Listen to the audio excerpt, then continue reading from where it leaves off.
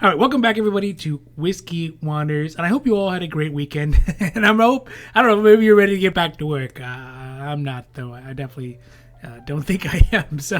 But recently I had a great opportunity to do a bit of traveling up north in Northern California to see how the other half lives. And I'll tell you what, that Costco in NorCal, or some of the Costcos in NorCal, they have some pretty amazing stuff. And that is, of course, if you find the right one. Like this one that I went to and I'm showing here is Mountain View. This one, specifically in Mountain View, it really knocked my socks off because they just have stuff that is comparable to what we have down here, down in Southern California, at the best of the Costcos that we have, like in Carlsbad or down in San Diego or Marina del Rey. But they have things that you don't see down here. It's a completely different kind of grouping of whiskey that they have. And so it's really great to see and to check out this Mountain View Costco, which has some crazy stuff that, again, I've never seen really before. And it sort of kind of makes sense, considering that this one is right next door to Stanford, it's next to Google and Microsoft and all these defense and tech people. So it makes total sense that they would have such a varied, expensive, and unique mixture of whiskeys, even at a Costco big box store. I mean, just think about it. They have all the money, they have all the power, and they have all the whiskey drinkers all in one place. So that is a great recipe for a whiskey selection. Now, in this Whiskey Wonders, though, in Mountain View, I see some amazing whiskeys from the legendary Talisker 30, to a new entrant under the Oban line, which is the Oban Little Bay, and lastly to an underrated, but I think secretly amazing, kind of almost boutique whiskey maker, Benromach 10. So this one, it's going to be pretty good. In fact, I'm actually going to divide this one up into two videos because the Mountain View Costco has so much great stuff. It just makes sense to do two of them. Oh, also, this one's right next door to Total Wine. They're basically connected.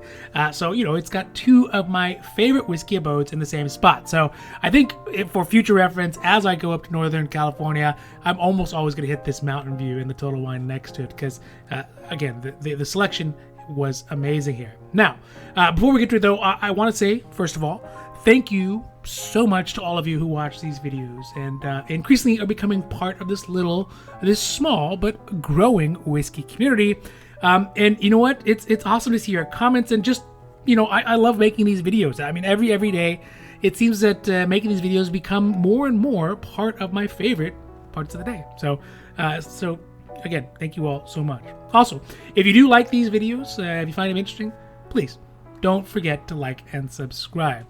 That way, you can help me figure out how to manage this algorithm and all the super secret data that goes in the computer and helps the channel grow.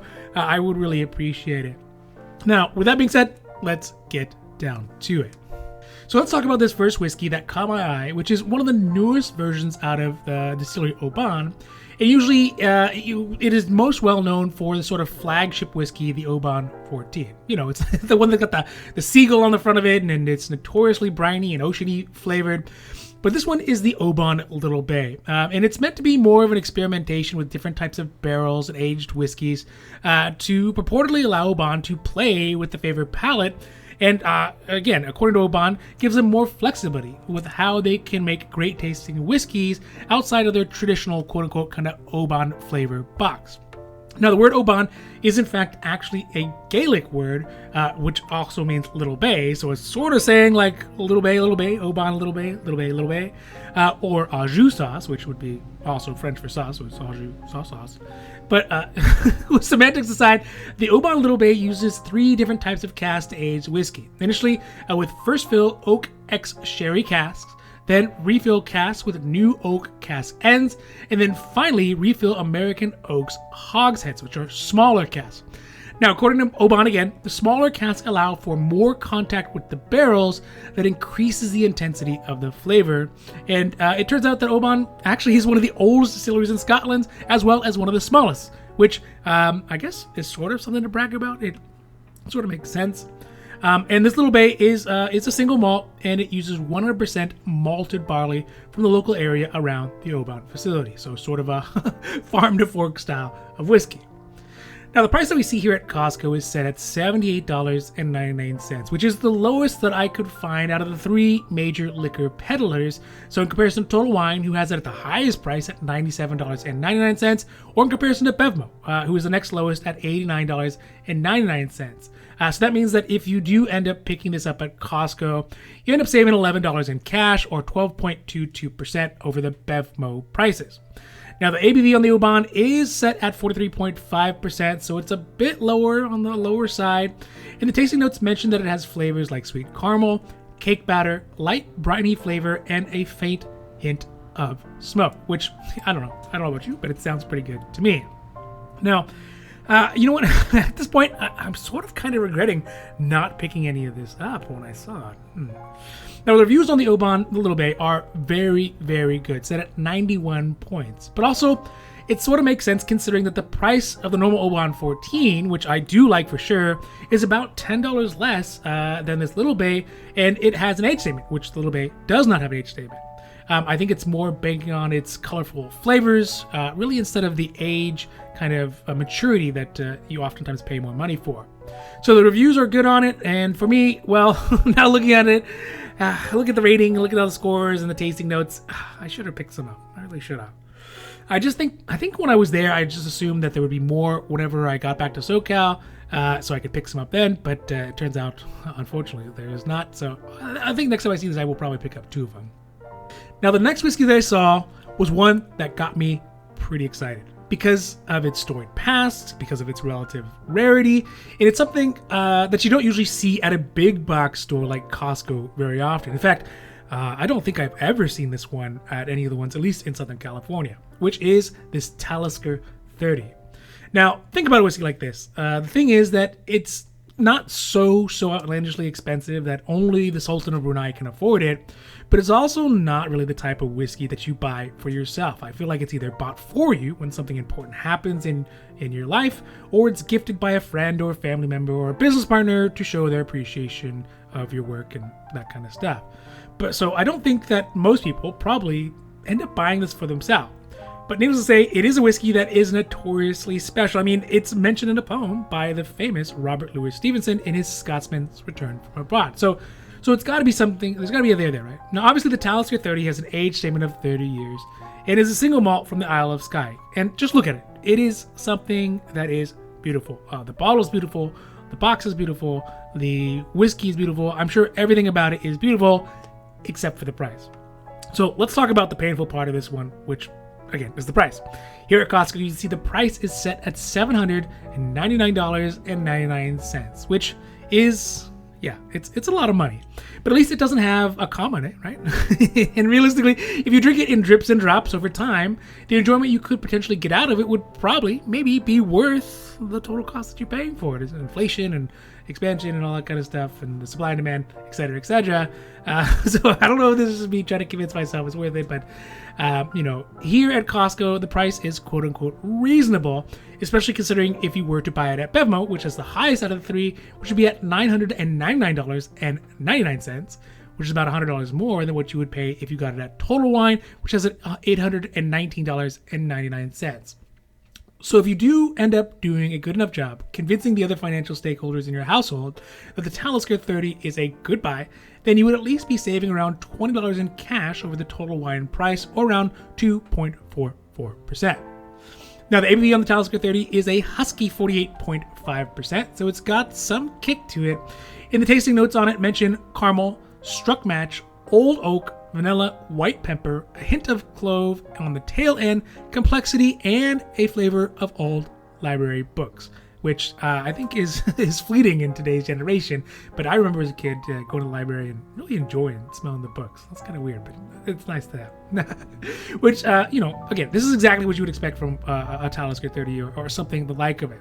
The reviews on it give it 93 points out of 100. Again, what you would expect out of a $100 bottle of whiskey. But the Oban Little Bay, the one we just got done talking about, it got a 91. So, I mean, out of 100. So that means that it's basically 1/10 the price for a score that's only 2 points less. Now, of course, I think that when they do the ratings, they rate it for like where the price range is in. So 93 points at $800 is not the same as 91 points at $70 or whatever it is, $80.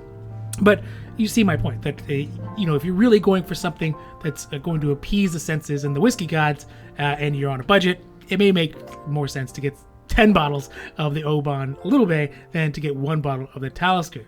In conclusion, well, there's going to be a couple ways that you look at this. First is if you need a great gift for somebody you love and a $70 bottle of whiskey just won't have the necessary gravitas for the occasion, then get the Talisker 30. Again, if that person is a Talisker lover and has all the other Taliskers and rants and raves about how he once tried Talisker in a bar in Scotland in his youth while he's traveling around in his gap year, then maybe get him the Talisker 30.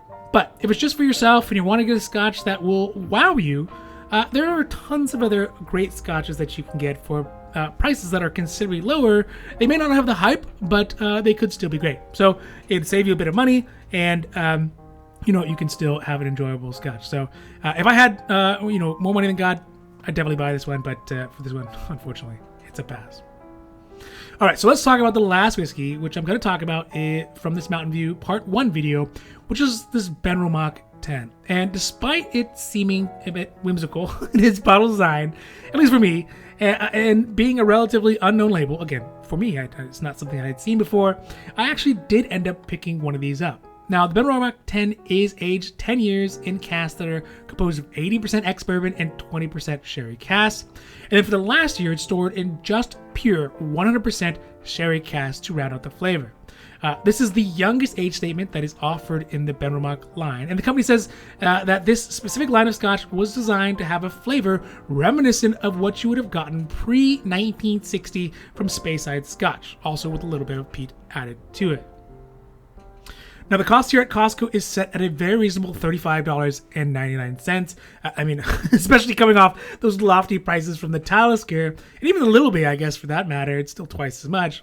It is still a pretty good comparison to what you would have found at Bevmo, who was charging $49.99, or equally as good as what you would find at Total Wine, who is charging the same amount at $35.99. So, either a good option, get it at Total Wine, get it at Costco, just whatever is available, you can get it.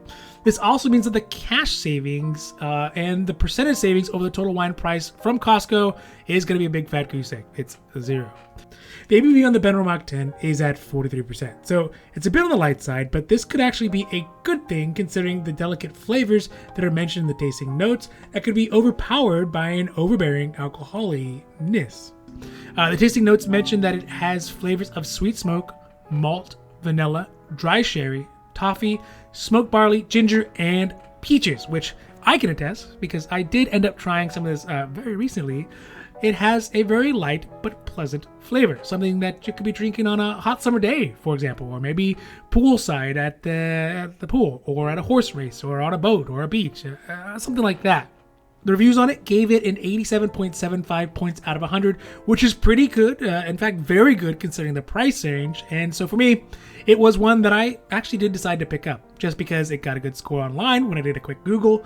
And sometimes whiskeys, well, they just sort of speak to you and pique your curiosity. And also the wife has kind of been on me because the collection has been veering very strongly towards bourbon.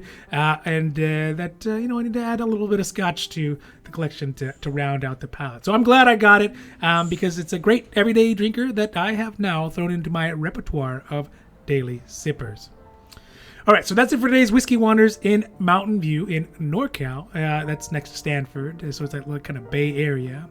And of course, I want to say thank you again to all of you who made it this far in the video. And I hope that you enjoy this video. If you did, please don't forget to like and subscribe. And that way you can get updates when my newest videos get put up. Also, remember, if you do see a whiskey you love, just buy it.